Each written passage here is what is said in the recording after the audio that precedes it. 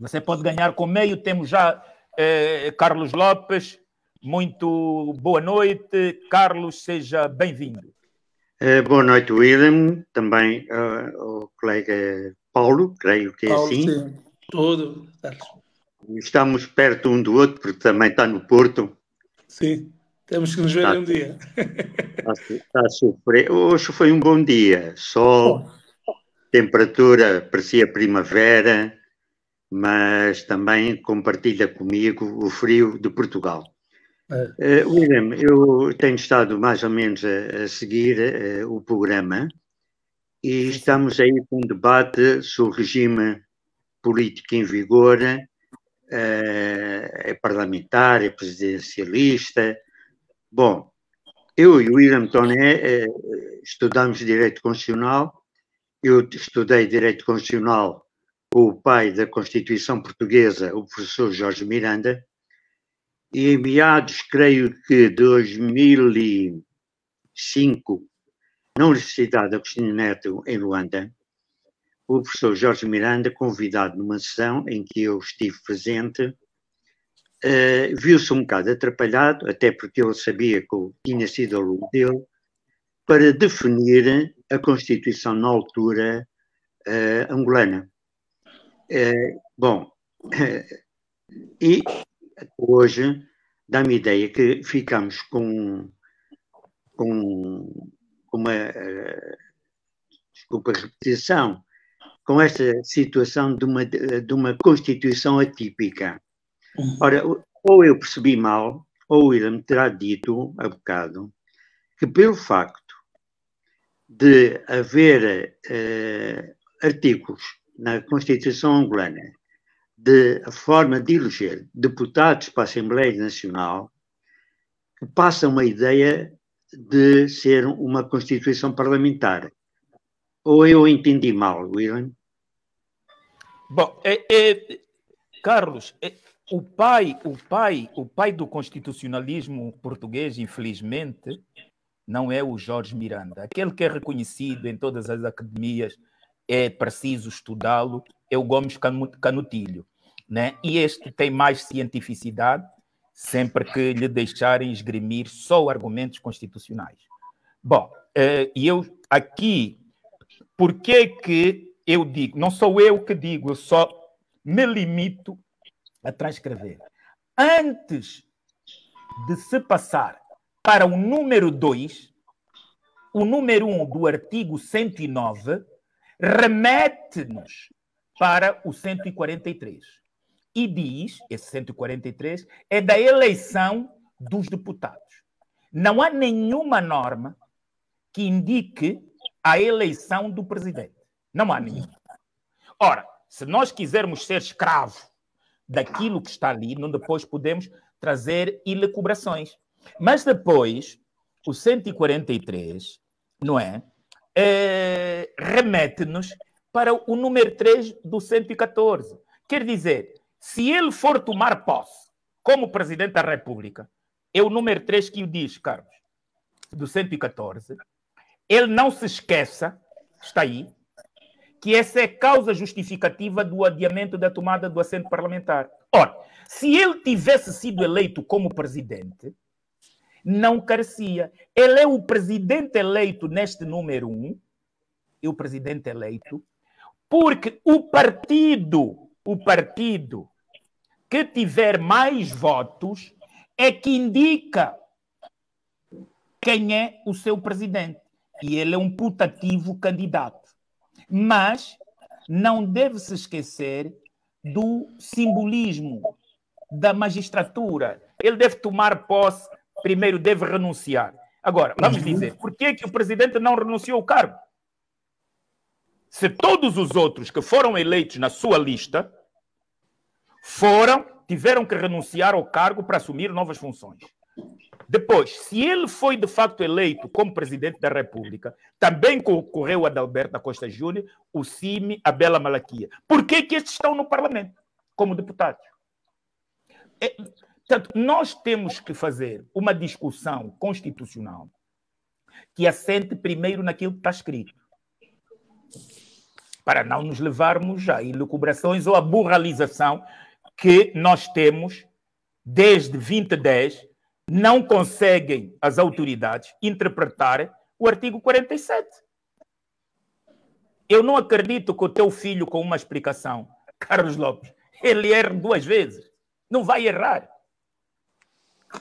Então, é isso. Não sou eu que digo, é mesmo a Constituição. Tu vês no número 1 do 109, te remete para o 143. O 143 que diz os deputados eleitos. Ora, se é deputados eleitos, estamos a falar de um sistema parlamentar.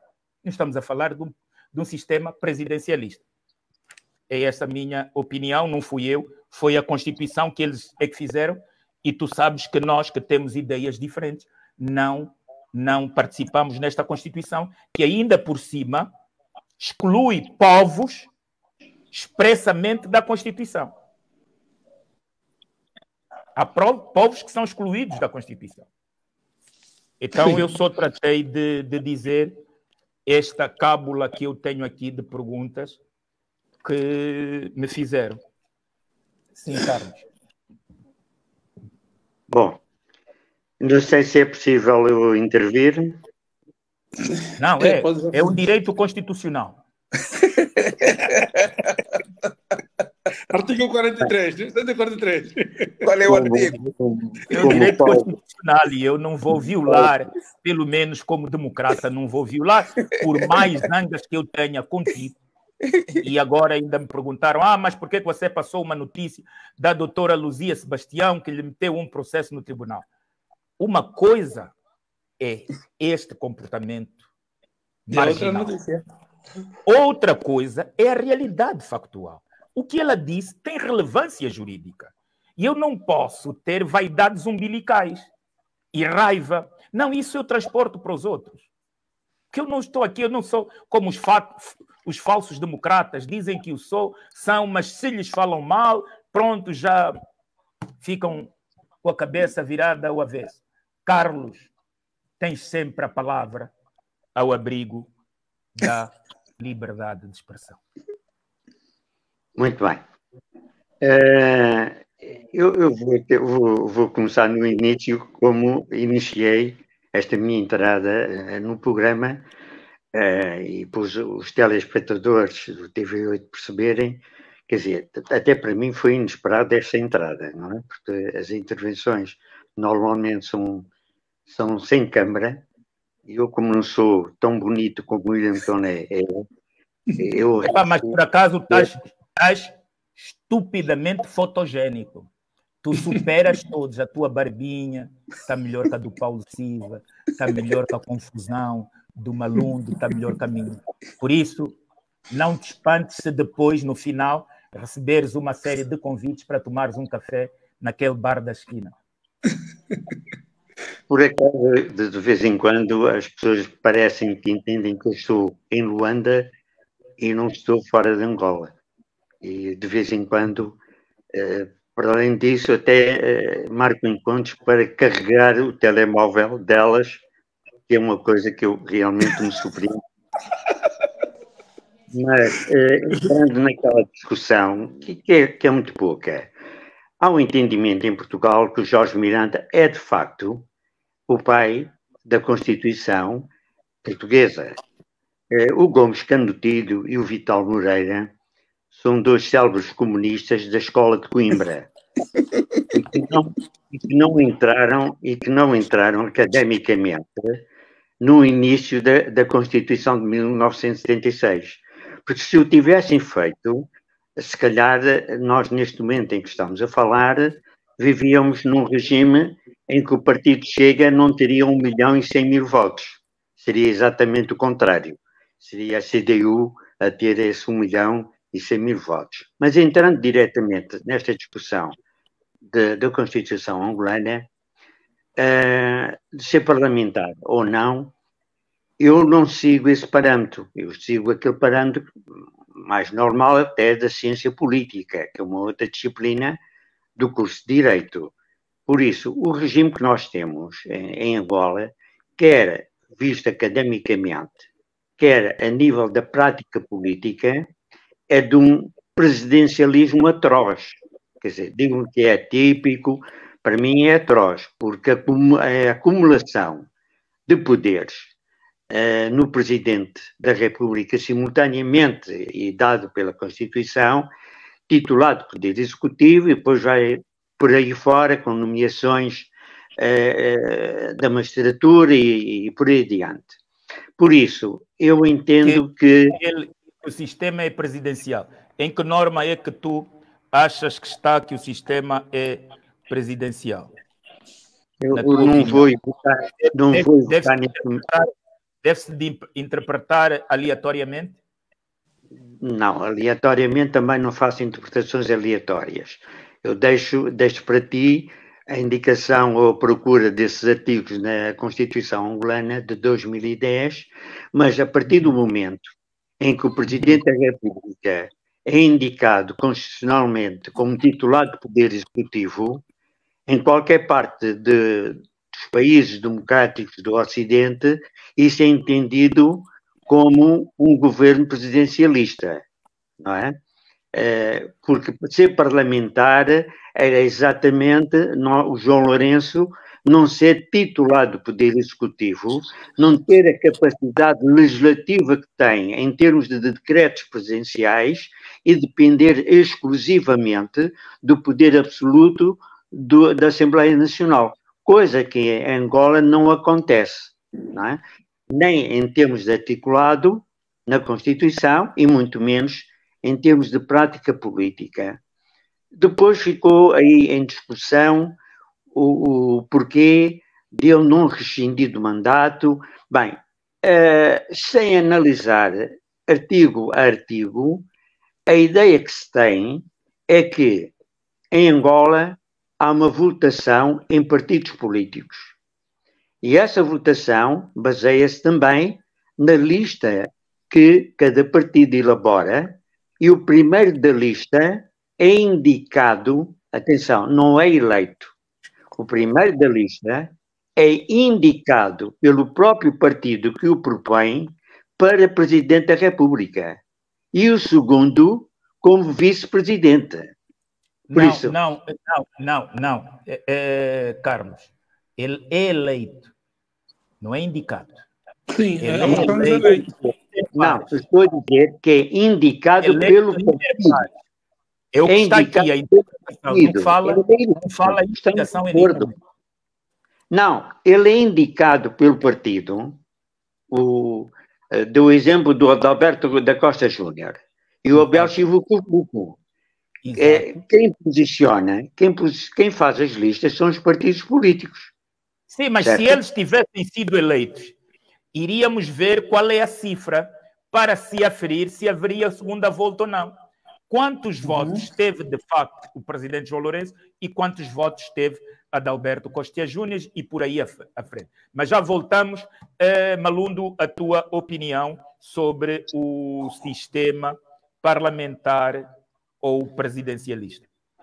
Boa noite, doutor William. Boa noite ao Carlos Lopes, grande amigo. Boa noite ao meu amigo Paulo Silva. Boa noite a todos os nossos amigos que nos acompanham. Bem, eu vou já aquecer isto aqui. Carlos Lopes, eu vou lhe fazer uma pergunta. O Carlos Lopes disse há bocado, falou do Gomes Canutilho, falou do Vital Moreira e fez uma descrição política. Disse que são comunistas. Quer dizer, eu gostaria que o Carlos Lopes me esclarecesse. Será que é um crime ser comunista? Eu não estou a defender os comunistas. E não, tecnicamente falando, o Carlos Lopes... Esta tese, segundo a própria Constituição portuguesa, que eu curo até agora, a forma de governo é socialista e não foi retirado da Constituição. Das tarefas fundamentais do Estado português são o alcance da melhoria da vida de todas as populações. Portanto, mas em termos de facto de reconhecimento, eu, onde andei, primeiro, antes de Jorge Miranda, tinha, de facto, o reconhecimento de Jorge Canutilho. Mas podes continuar. Não, sim. Eu sei, o Carlos Lopes tem uma admiração muito grande porque já tivemos essa conversa. O ano passado ele disse-me, falou-me do Gomes Canutilho, do Jorge Miranda, falou do Vital Moreira, e fez essa comparação, e eu acho que foram seus professores, é por isso que tem essa admiração por eles. Mas a questão não é pela ideologia política. Nós não podemos fazer análises baseando-se na ideologia política. Temos que ver na questão técnica. Se são bons profissionais, são bons constitucionalistas, nós devemos apreciar e dar mérito a essas pessoas. Agora, quanto à questão que o Dr. Antonelli levantou sobre a Constituição angolana, o Dr. Antonelli falou muito bem. A Constituição angolana deve se desconstruir, porque aquilo, os parlamentares ou os membros do MPLA não respeitam a Constituição e querem que nós venhamos respeitar a mesma Constituição. Por isso, defendo que haja uma desconstrução da Constituição angolana e venhamos implementar ou colocar em prática uma nova Constituição, porque essa Constituição nem serve até para o próprio MPLA, porque eles nem sabem o que andam a dizer, nem sabem o que fazem e estão sistematicamente, permanentemente em contradição. Certo. Eu tenho uma pergunta que, William, permita-me só fazer aqui uma pergunta no Carlos, foi rápido. Se o nosso sistema é presidencialista, ok? Quer dizer que em caso de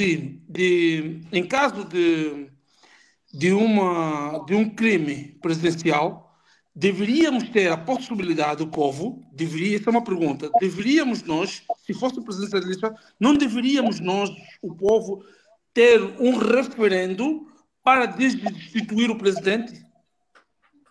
Porque, no que parece na Constituição que nós temos atualmente, se nós estivermos desalinhados com o presidente, também não temos o poder de o tirar. Só os deputados é que podem tomar essa decisão, certo? O referendo, se tiver que tomar a iniciativa, é através dos deputados. Não existe uma desconexão entre a população diretamente achar que podemos retirar o presidente por não corresponder com quem. Não é isto. Nas constituições presidencialistas existe essa possibilidade de um referendo, não? Antes de passar o Carlos, só em guisa de ajuda aos dois, a nossa Constituição prevê os referendos, mas só constitucionais. E quem engaja, segundo o artigo 168, a epígrafe é iniciativa de referendo nacional. A iniciativa de referendo nacional pode ser exercida pelo Presidente da República por 1/5 dos deputados em efetividade de funções e pelos grupos parlamentares. Ora, estes podem efetivamente intentar uma iniciativa. Agora, o número 2 diz que reveste a forma de proposta de referendo a iniciativa apresentada pelos deputados e grupos parlamentares. É proibida a realização de referendos constitucionais. É proibida, portanto, ninguém pode ter um referendo sobre a Constituição. Era isso que eu queria dizer, porque está vetado pela própria Constituição no 168, número 3. Bem, eu vou então tentar responder as questões que me foram colocadas e a começar por... eu, pessoalmente, não faço nenhuma separação ou apreciação por ideologia de cada pessoa. Por isso, o Gomes Canutilho é comunista porque se pronuncia enquanto comunista. O Vital Moreira, creio eu, penso que não estou enganado, deixou de ser comunista e, inclusive, passou para o Partido Socialista. Agora, a escola de Coimbra, a nível de direito constitucional, reveste-se de uma portuguesa muito diferente. Fala e de onde nos fala? Tem alguém em linha? Um minuto, Carlos. Sim, alô, boa noite. Quem nos fala e de onde nos fala? Não conseguimos. Carlos, continua. Por isso, em relação a isso, penso que estamos entendidos não há, da minha parte, nenhuma... Animosidade. Não, em termos de academia, Sim. eu devo dizer que há uma coisa que nos distingue. A escola constitucional, por exemplo, uma das muitas coisas que nos distingue é exatamente as revisões constitucionais. O Gomes Canutilho e o Vital Moreira têm uma ideia diferente, por exemplo, do Jorge Miranda. Mas depois, passando então para a parte da Constituição angolana, eu passo então a responder a essa questão. Em caso de crime, nós até, em termos práticos, parece-me que a UNITA, o grupo parlamentar da UNITA e o próprio partido UNITA, aguarda por um acórdão do Tribunal Constitucional. Não sei se o William Toné me pode dar com precisão essa ideia, mas eu posso me ter perdido no tempo, mas parece-me que a situação ficou aí. E não é possível um grupo de cidadãos fazer um referendo em que o assunto seja o crime do Presidente da República. Por isso a própria Constituição define como é que isso é feito. A UNITA é um bom exemplo de como é que isso tem que ser feito, e sabemos que isso não deu em nada, e daí o recurso para o Tribunal Constitucional angolano, e aguardam por um acórdão que venha esclarecer se a tomada de posição na Assembleia Nacional é constitucional ou se é inconstitucional, e se viola, por isso mesmo, na sua forma, em termos materiais, em termos de conteúdo, aquilo que foi decidido na Assembleia Nacional. Eu acho que o Tribunal Constitucional ainda não se pronunciou em termos de acórdão em relação... Carlos Lopes, com todo o respeito das pessoas que pensam o contrário, se eu sou forte quando me dizem que o Carlos Lopes é jurista, é constitucionalista, eu não posso ter medo do Carlos Lopes, porque eu tenho cientificidade e vou discutir com Carlos Lopes o que diz a Constituição e os procedimentos. Não é esta a verdade. A UNITA só não fez porque a bancada maioritária não cumpriu os procedimentos legais, administrativos e constitucionais. Agora, isto é outra coisa. E então a UNITA o que é que fez? Ok, em sede própria, não, eu vou recorrer para uma outra instância para perguntar se os procedimentos administrativos são vinculativos ou não. Aqui era dizer o que é que se passa ali. Recepção da queixa, criação de uma comissão especial, análise e vir para discussão para o plenário. Até aí, os procedimentos devem ser cumpridos, custe ou não. O problema é que a bancada do MPLA não leu nem interpretou o 129 da Constituição. É este só. Porque aí não tem de UNITA não agiu bem, não. É claro que quando tens um país que o sistema de governo fala em Estado de Direito e democrático e a forma de governo fala-te em ditadura partidocrata, não é possível visionar a razoabilidade. Eu não gosto da UNITA, mas tenho que ir lá no 129, o que é que o 129 diz? O que é que os artigos subsequentes dizem? Não. Então a UNITA não se foi queixar ao Tribunal Constitucional. Não, Carlos Lopes. A UNITA só foi perguntar se de fato presente a denúncia deve ou não haver a criação de uma comissão. Se deve, por que que não foi? Deve ou não deve o proponente ter 20 minutos, como fala a Constituição? É isto.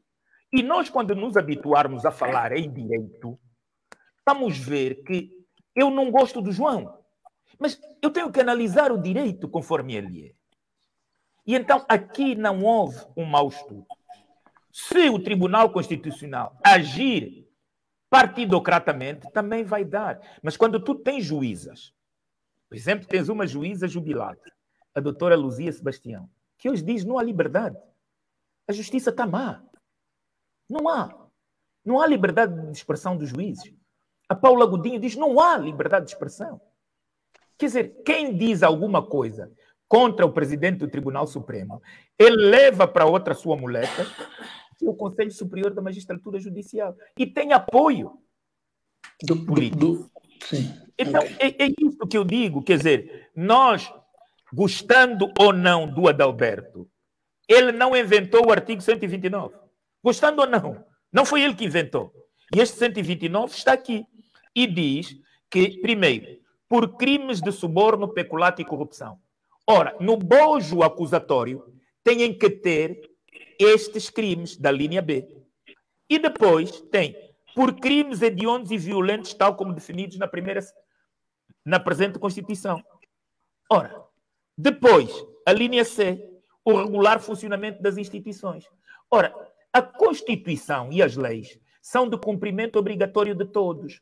Quando há uma decisão de um tribunal e o presidente não cumpre, nem faz cumprir, colide com o juramento que ele fez à Constituição. Ele não aceitou uma decisão com seu amigo Joel Leonardo, uma decisão tomada por um tribunal para tornar ilegal a decisão e readmitir o juiz. Ora, número 5 do 108, número 2 do 174, número 3 do 176. Portanto, é isto só que está aqui em xeque. Agora, gostamos, a forma da peça é que nós podemos discutir em direito. Agora, se ela não tiver, porque a UNITA diz, por crimes de suborno, peculato e corrupção, existem. Quando a ministra das Finanças vem dizer que o presidente não está a cumprir os contratos, a forma dos contratos, não está a aplicar contratos públicos, está aí uma forma.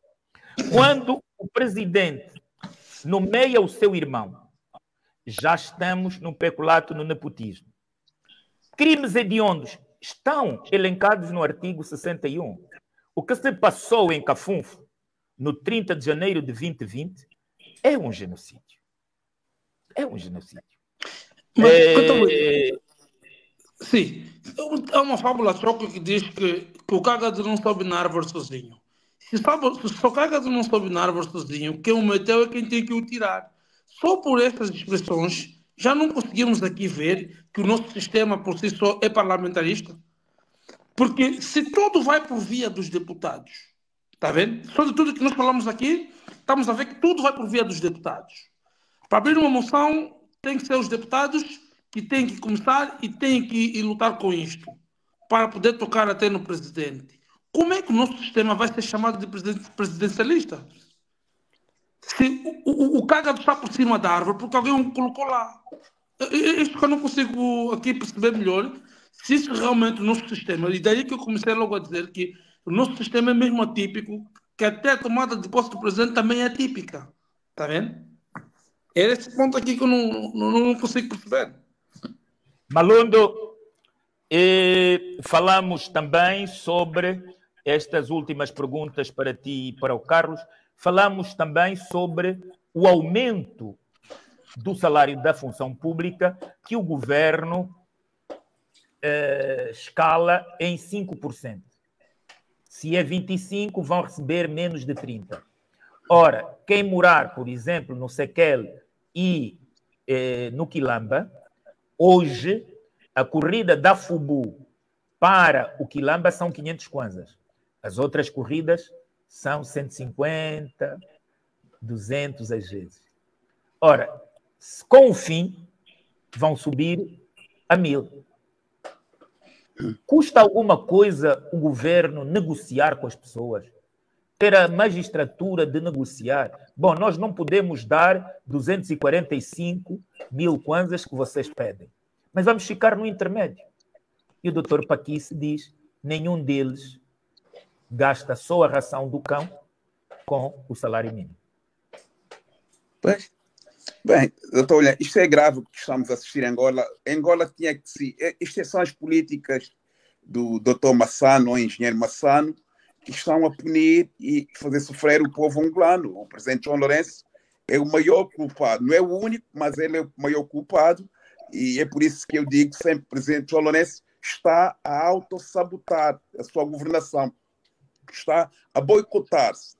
Mas ele não é o único, e ele colocou o Massano. Essas são políticas do Massano.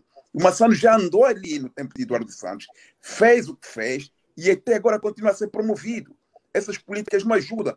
Tem de haver reajustamento. Eles não podem aumentar 5%, quando os preços estão lá em cima. Isto não funciona em lado nenhum. E os salários, o que eu disse em tempos, doutor, e mantenho aqui, é um salário mínimo de 500 euros, no mínimo. No mínimo, isso é que todo angolano deve receber. Porque não consigo entender como é que países pobres pagam mais e melhor que Angola. E dizemos que somos ricos. Países que não têm, como Botsuana, países pequenos, ganham melhor. Os trabalhadores têm um salário digno. E depois fazer o ajustamento da tabela dos preços. Eles têm que baixar os preços. Agora, essa exploração que nós assistimos, essa inflação que nós assistimos, os 5% vão valer e vão subir para quê? Ok. Carlos, o que achas desta proposta do governo que os sindicatos reclamam e por isso vão entrar em greve a partir de 20 de março? Ora bem, a TV8 teve aí, com este tema, um responsável do CG Sila, certo? Uhum. E eu pronunciei-me logo de que o salário mínimo, na minha modesta opinião, teria que rondar 500.000 de kwanzas, o que, ao câmbio atual, corresponde aos 500 euros. Oh. Por isso, quando nós estamos a falar, quando estamos a falar de uma proposta apresentada e que o próprio sindicato já repudiou, e não é por acaso que está marcada uma greve geral, e eu aprovo completamente essa ação da greve geral e apelei na altura e continuarei sempre a apelar, que é uma forma, embora estamos a falar de trabalhadores, mas é uma forma da sociedade civil estar na rua, estar onde tem que estar, depois de falhar as negociações com a entidade maior empregadora em Angola, é o Estado, é a administração pública. Por isso, virem propostas de 20% ou 30%, é ridículo. Quer dizer, eu costumo dizer que em Angola nós não temos um problema de dinheiros. Nós temos um grave problema de roubalheira. Nem sequer é de gestão. É pior. É o roubo sistemático.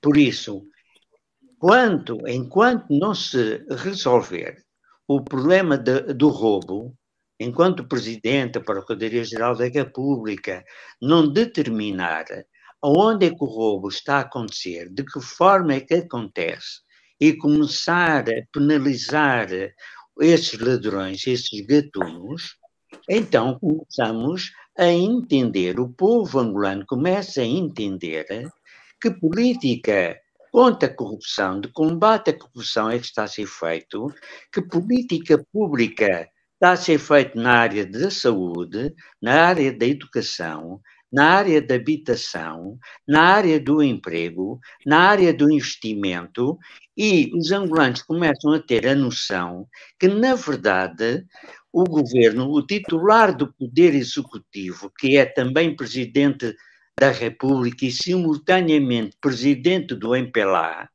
esta acumulação, esta trilogia que se cria aqui, é de facto um problema grave e que só se vai resolver, esta esperança dos angolanos vai até a última, não é? E isso só se resolve em 2027 com novas eleições. E vamos esperar de que até lá o sofrimento dos angolanos, que é atroz, é um sofrimento incalculável. no estrangeiro não se consegue perceber como é que os angolanos sobrevivem. Não é vida, é sobrevivência.